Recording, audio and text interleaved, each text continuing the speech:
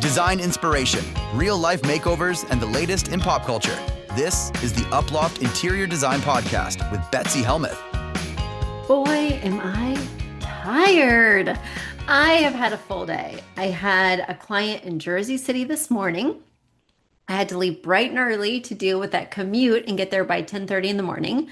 We designed her living room. We designed her primary bedroom.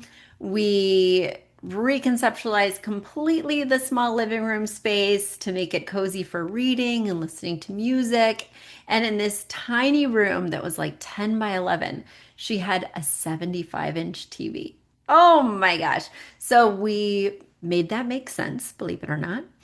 And then her primary bedroom was pretty much done. She had the bed, the nightstands, and was just wondering where to put a dresser, if she should do some really powerful navy wallpaper with gold stars.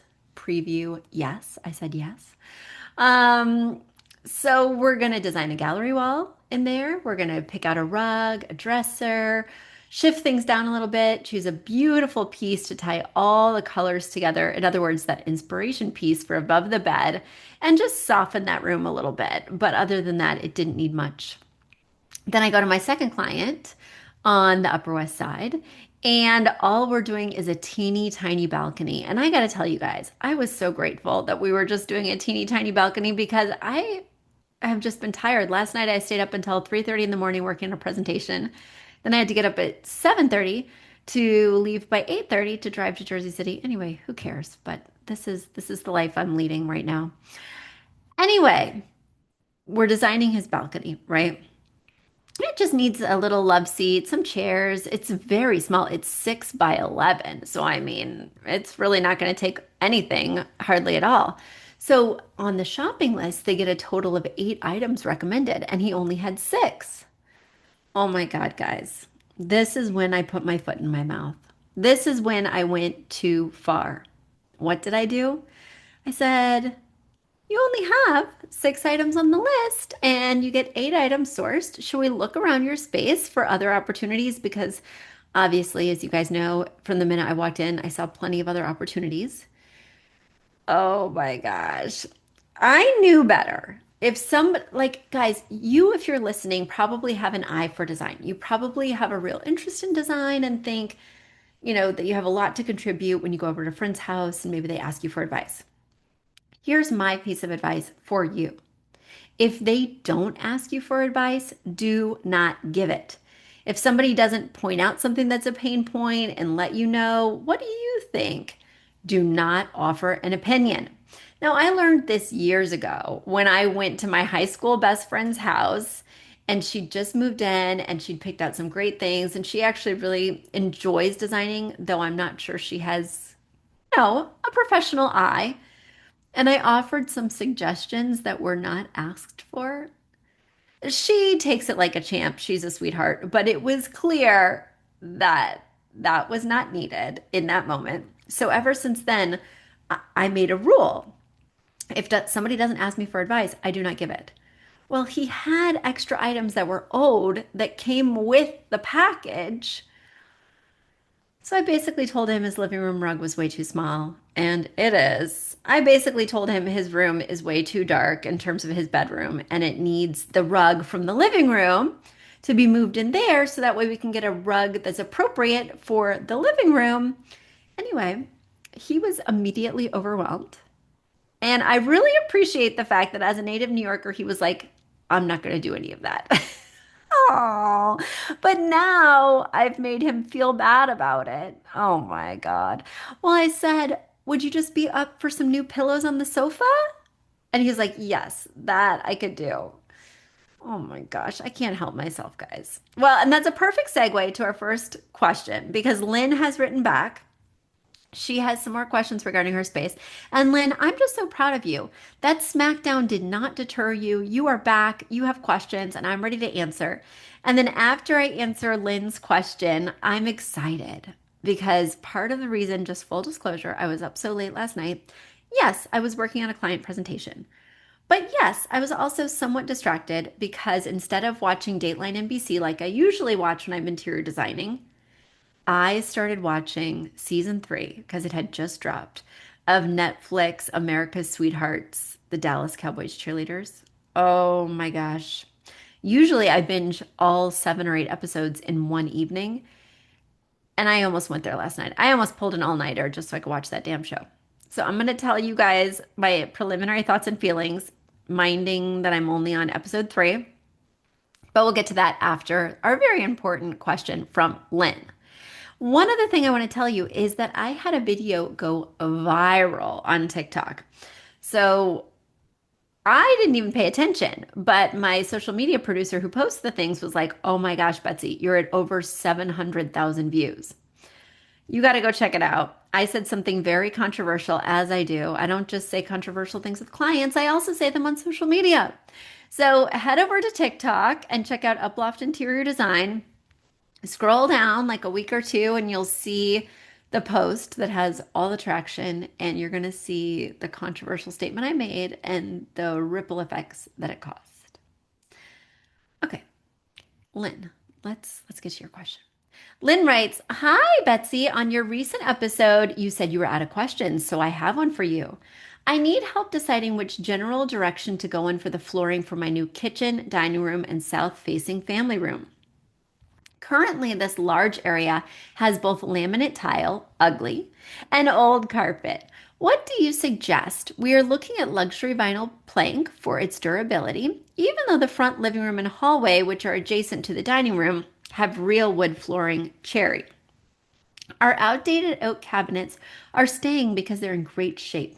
You will likely see many opportunities for improvement. We're aware of several, but our current focus is just on the flooring." Well, thanks for focusing me, Lynn, because you've heard when I get unfocused, it really causes some issues. All right, here's what I'm hearing.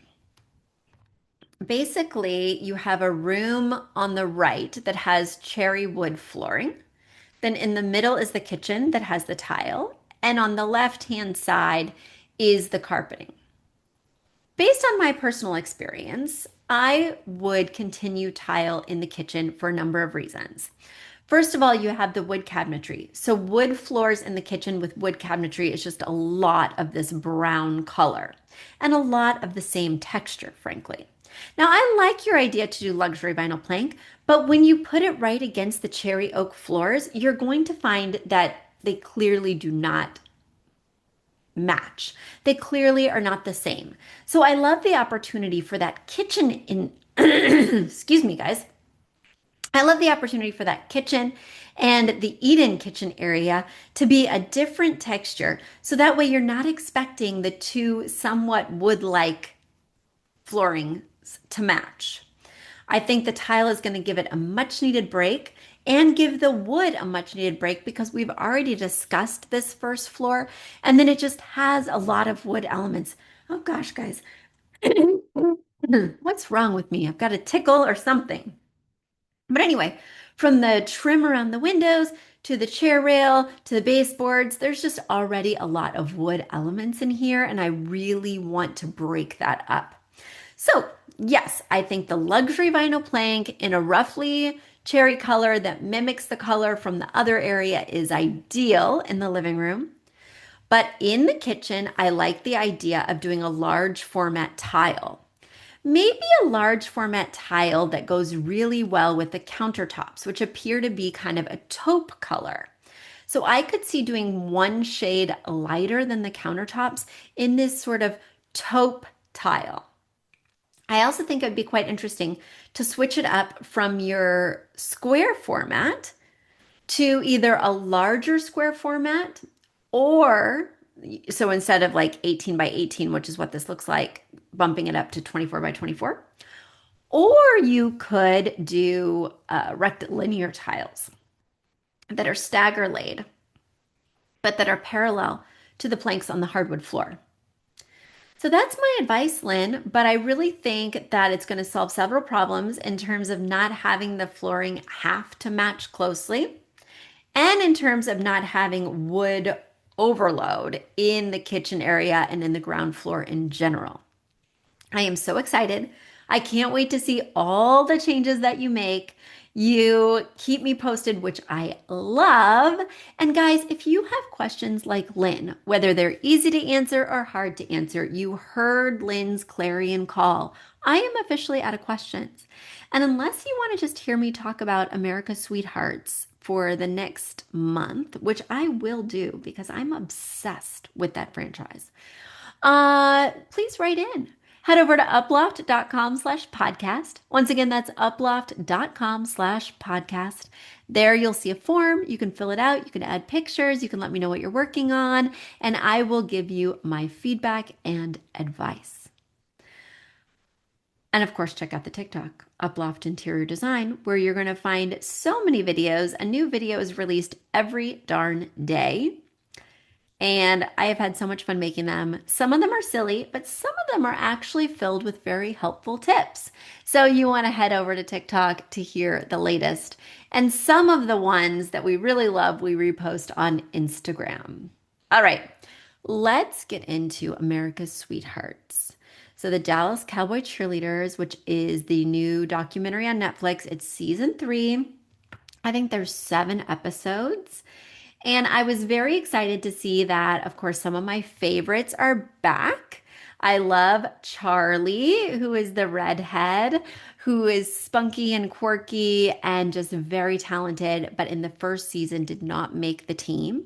In the second season, she made the team, and spoiler alert, I think she's going to make the team. I'm not quite there yet, but she's getting really great reviews in the training camp that they're currently in. I'm on episode 3 of 7 in season 3.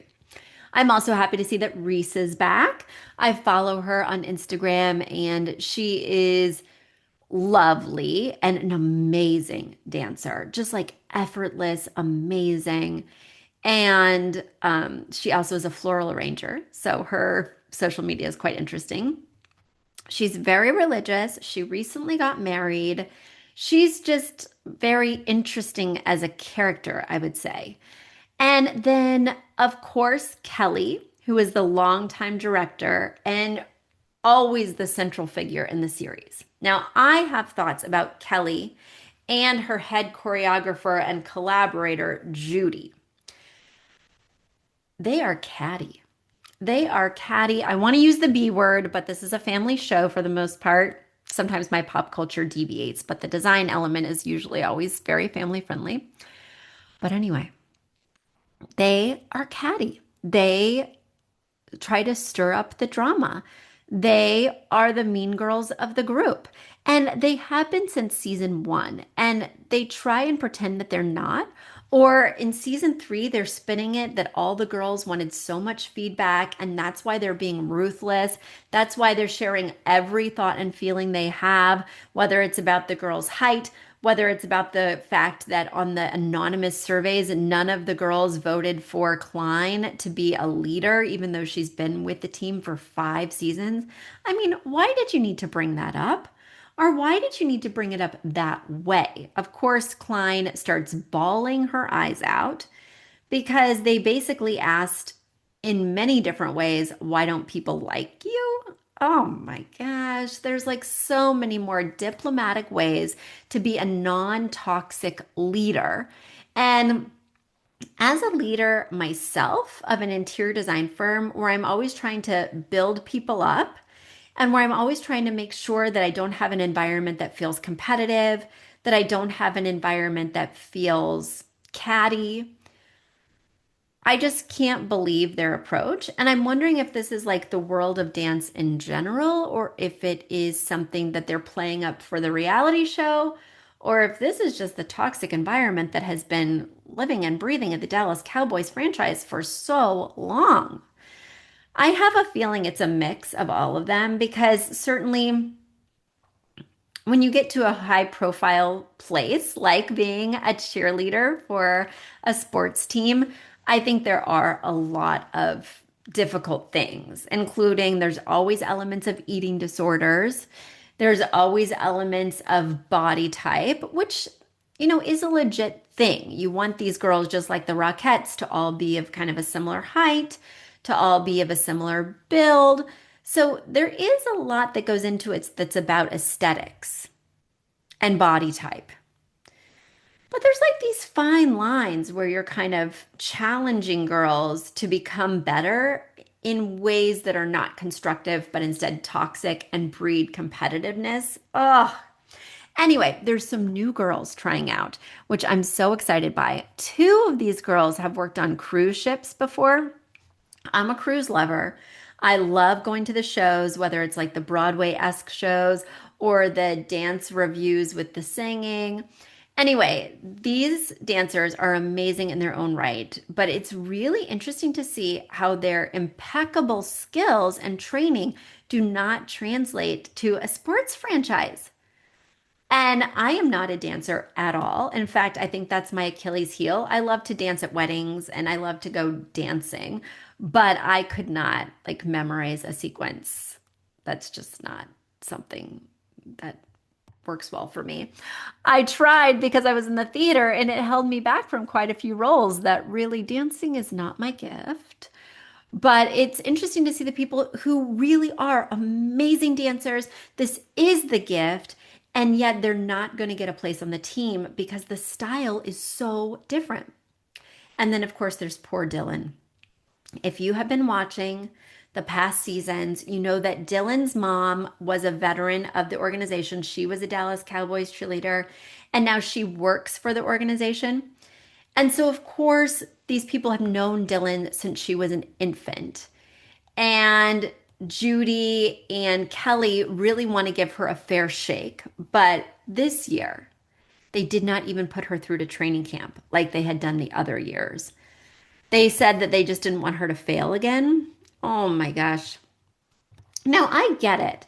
Like the world of Hollywood and whatever is always ruthless. And then you layer on like needing to be extremely talented, blah, blah, blah.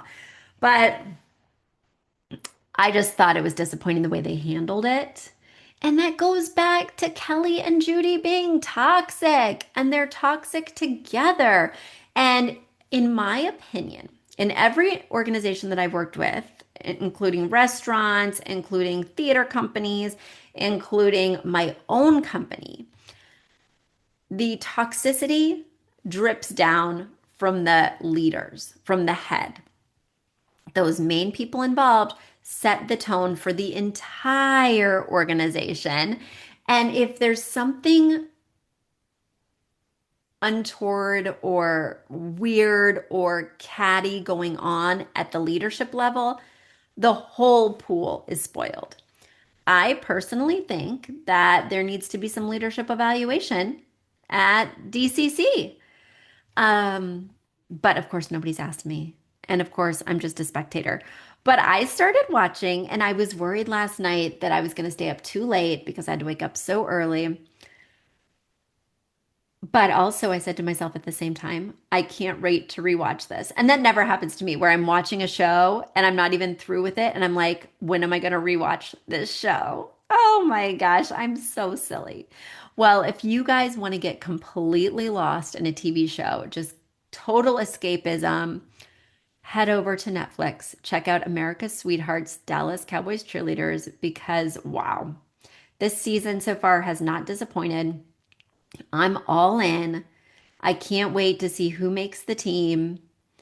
Oh, wow, wow, wow, wow, wow. All right, everybody. This was a quick one because, I'm tired, but also because Lynn's question was pretty easy. Why don't you guys challenge me with some really difficult questions? Head over to uploft.com/podcast. Once again, uploft.com/podcast. There you'll fill out a quick form. Let me know what you're working on and you'll get feedback real soon. Until next week, bye. A big thanks to our producer Jeremy Young and to Aton and the Embassy for our theme music. And shout out to our parent company, Uploft Interior Design, your trusted source for expert interior design. Visit uploft.com to explore our services and book a consultation with one of our talented designers. If you're enjoying the Uploft Interior Design podcast, please support us by sharing the show with friends and leaving a 5-star review on Apple Podcasts or wherever you listen. It's the best way to help new listeners find us. Thanks for tuning in, and we'll see you next week with more pro tips and pop culture dish.